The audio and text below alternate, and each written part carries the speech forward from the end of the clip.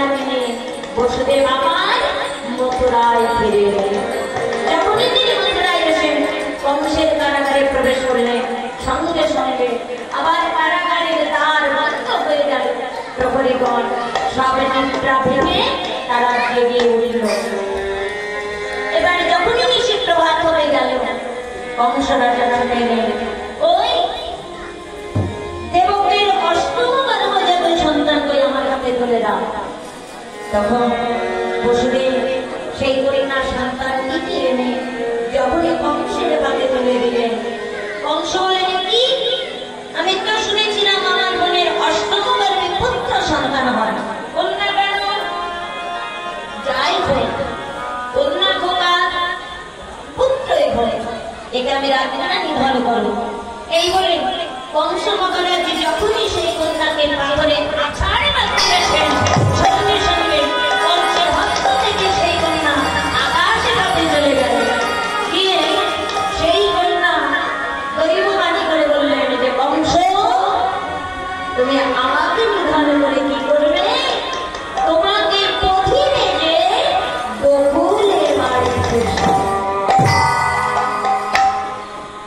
তাই ভগবানের জন্ম হয়েছিল মথুরায় কংসের কারাগারে, আর এই কংসের কারাগার হতে বসুদেব ভগবানকে রেখে দিয়েছিলেন বৃন্দাবনের নন্দাবনে। তাই নিদ্রায় আছে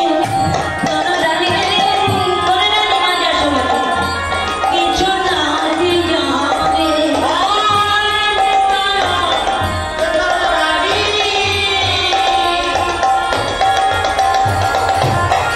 না জানে,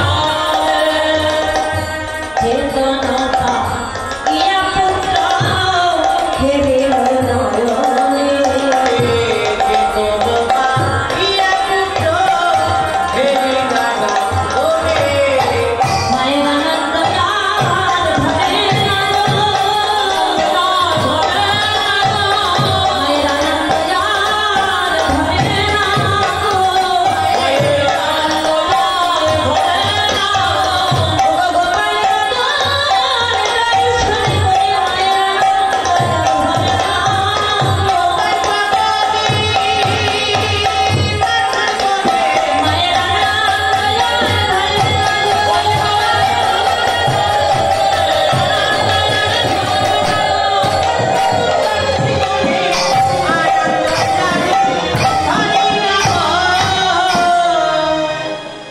মা যশোমতী যখন অচৈতন্য ছিলেন তখনই ভগবানকে রেখে গিয়েছিলেন।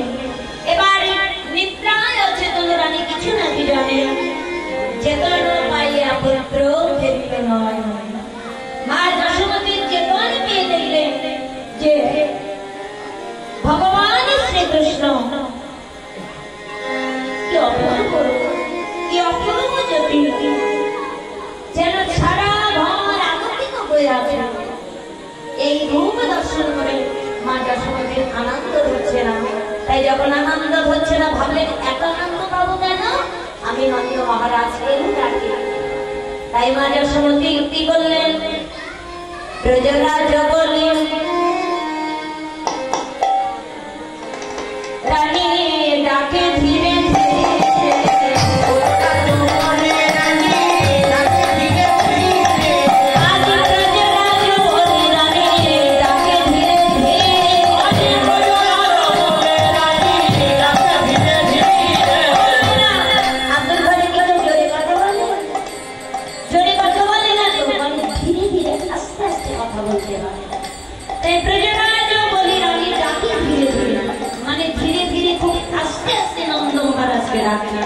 যখন নন্দ মহারাজকে ডাকলেন, ব্রজরাজ বলি রানী ডাকে ধীরে ধীরে,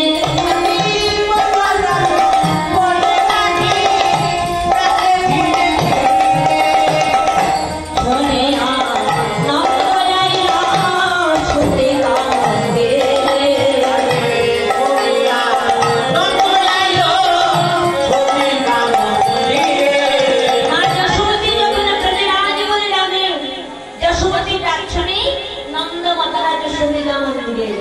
আচ্ছা দেখি মায়েদের কেমন মনে আছে। সতীরা মন্দির মানে কি? নন্দ মহারাজ যশোমতীর ডাকে মন্দিরে। এবার সীতা মন্দিরে এসে যখন ভগবানকে দর্শন করে ও মায়েরা নন্দ মহারাজের কি হলো? হেরালো জ্ঞান দেখি আপন তনা,